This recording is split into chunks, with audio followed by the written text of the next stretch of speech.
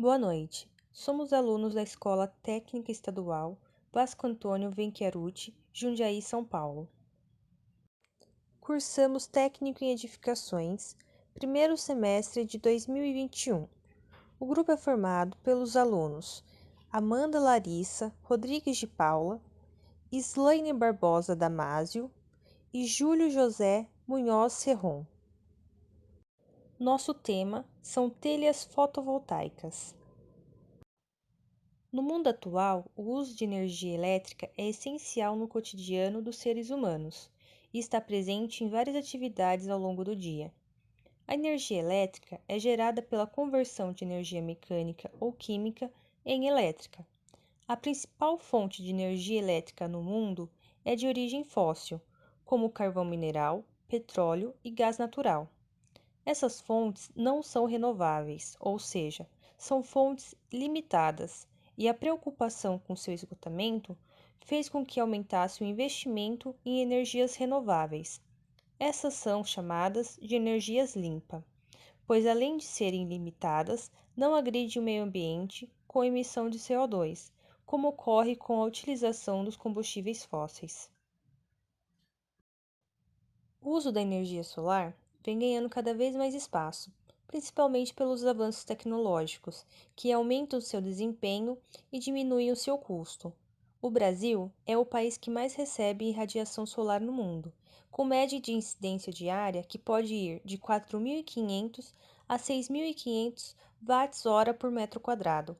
Porém, ainda é um recurso muito pouco explorado em comparação a outros países.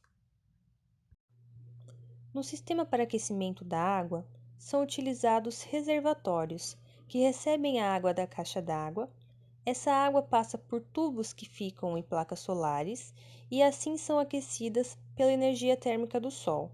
Sequencialmente, são direcionadas novamente para o reservatório, onde ficam armazenados para o abastecimento da residência. No sistema fotovoltaico, é gerado energia elétrica a partir da energia solar. Nesse sistema é utilizado semicondutores, como o silício. Os átomos de silício possuem 4 elétrons, que se ligam aos elétrons vizinhos.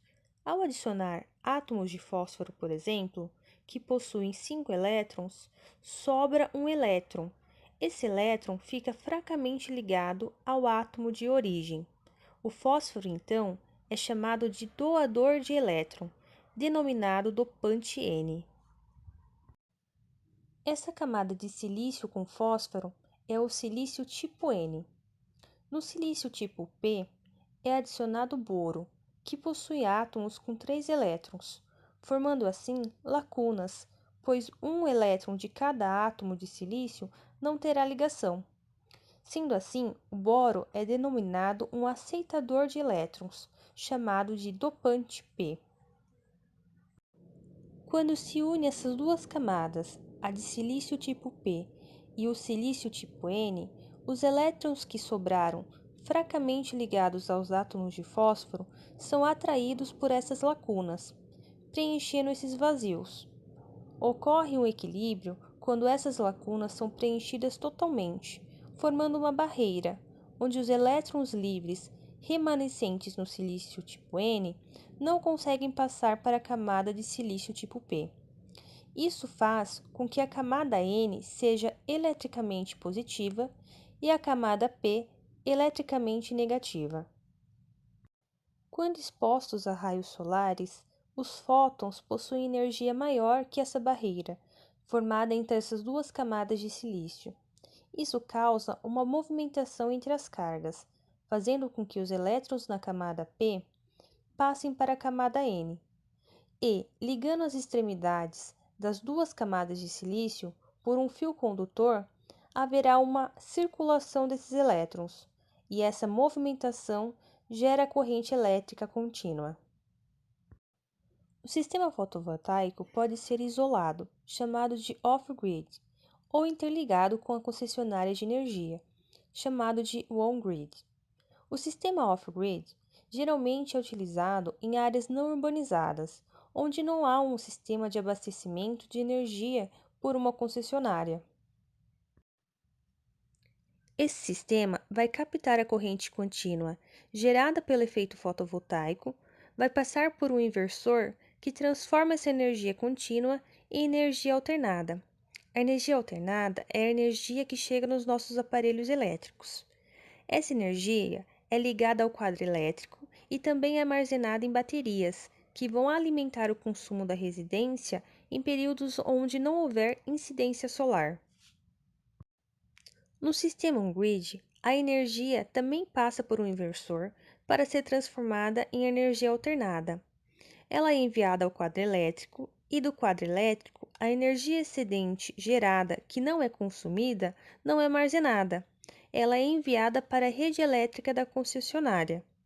Existe um medidor que vai marcar a quantidade de energia que é enviada para essa rede da concessionária e vai medir a quantidade de energia que é fornecida pela concessionária.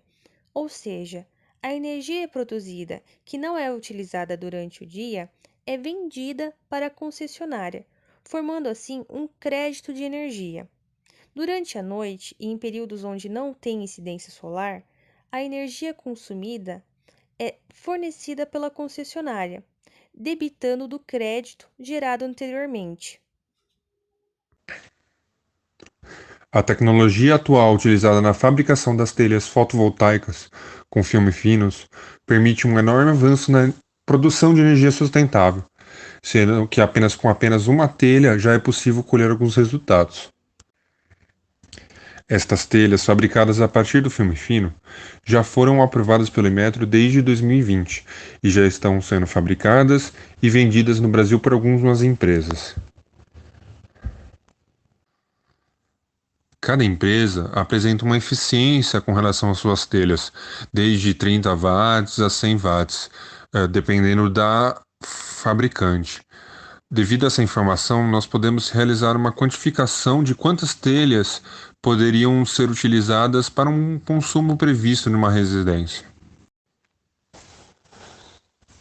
A utilização da energia solar está cada vez mais em voga como método de energia sustentável atualmente. Não só em telhas, como apresentadas nesse trabalho, como inúmeras outras opções, como mochilas, caminhões, pontos de ônibus, entre outros locais.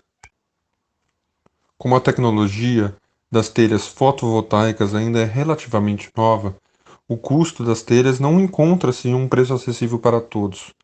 Porém, dentro desse projeto, nós verificamos que o custo-benefício a longo prazo se mostra muito promissor. A tecnologia das telhas fotovoltaicas possui vantagens e desvantagens. Uma das maiores vantagens da mesma seria o seu design muito parecido com as telhas atuais, favorecendo muito no projeto arquitetônico das casas. Também, devido a esse design muito parecido, a instalação dessas telhas numa residência já existente não necessita de reforço, alteração ou qualquer processo estrutural na residência. Outra vantagem muito grande que essas telhas possuem é a economia a longo prazo, tanto financeiramente quanto ecologicamente. Aqui no Brasil, em geral, a eficiência energética que essas telhas podem adquirir é muito boa pela incidência solar que o país possui. Já com relação à desvantagem, as telhas fotovoltaicas, por serem uma tecnologia relativamente nova, não possuem um acesso muito fácil em relação a custo para todos, ou seja, o valor de custo de investimento inicial é muito grande. Também não possuímos um investimento no governo brasileiro para incentivo na utilização desse método com as telhas fotovoltaicas. No caso, em outros países, há um incentivo do imposto, redução de imposto para essas residências que possuem esse processo.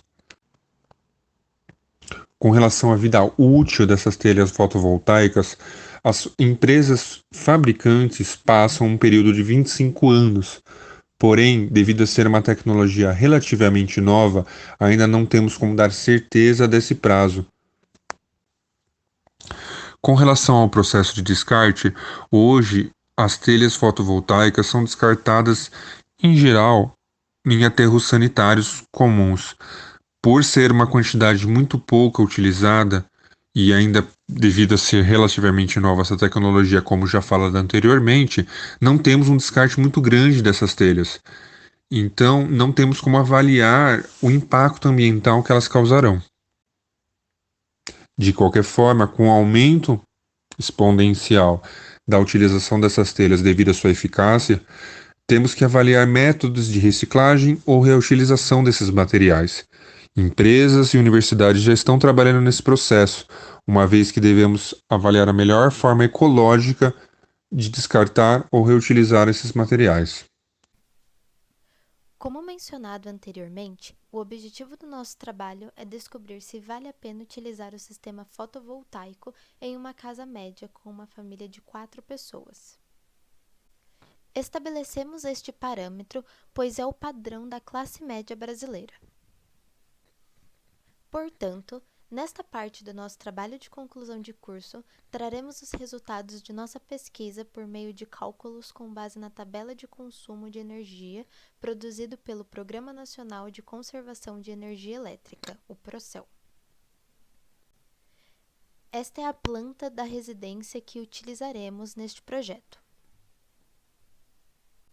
A casa tem 81,3 metros quadrados e foi projetada para uma família de 4 pessoas. Com base na tabela desenvolvida pelo PROCEL, consideramos o uso de itens básicos em uma residência. Após incluir os itens, chegamos a um valor médio de consumo de 480 kWh por mês. Com base no CPFL em Jundiaí, no ano de 2021, o quilowatt-hora está custando 0,86 centavos, ou seja, multiplicamos o consumo mensal pelo valor do quilowatt-hora em Jundiaí e chegamos a uma fatura mensal de R$ 412,87. Portanto, para descobrirmos se o investimento nas telhas fotovoltaicas compensa, temos que descobrir quanto tempo levaria para o valor gasto nas telhas chegar no 0 a 0 com a conta de luz. Para este cálculo, precisamos de alguns dados. Uma telha de 50 por 70 centímetros produz 30 watts, ou seja, quantas telhas serão necessárias para suprir o gasto da família? Para essa conta, consideramos que a telha produzirá sua potência máxima, de 30 watts, durante 6 horas todos os dias. Ou seja, 30 watts vezes 6 horas é igual a 180 watts-hora por dia. No entanto, nosso custo de energia está em quilowatt-hora, portanto, devemos converter os 180 watts-hora para quilowatt-hora. Para isso, dividiremos o valor por 1000, ou seja, 180 watt-hora dividido por 1000 é igual a 0,18 kWh. Chegamos ao resultado de que cada telha produz 0,18 kWh por dia. Vamos considerar um padrão de 30 dias no mês. Então, 0,18 kWh vezes 30 é igual a 5,4 kWh por mês. Aqui descobrimos nosso primeiro dado. Cada telha produz em média 5,4 kWh por mês. Portanto, a quantidade de telhas que precisaremos serão 480,08 kWh dividido por 5,4 kWh, que dá 89 telhas. Cada telha custa R$ 400 na fabricante. Sendo assim, o custo total apenas para as telhas será de 400 vezes 89, ou seja, o nosso custo será 35.600. O próximo dado necessário é descobrir em quanto tempo o investimento se pagará.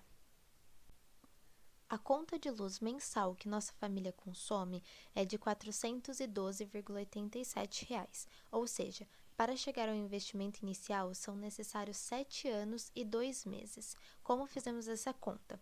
412,87 dividido por 35.600, que dá 87 meses, dividido por 12, que seria do ano, chegamos então ao resultado de 7 anos e 2 meses.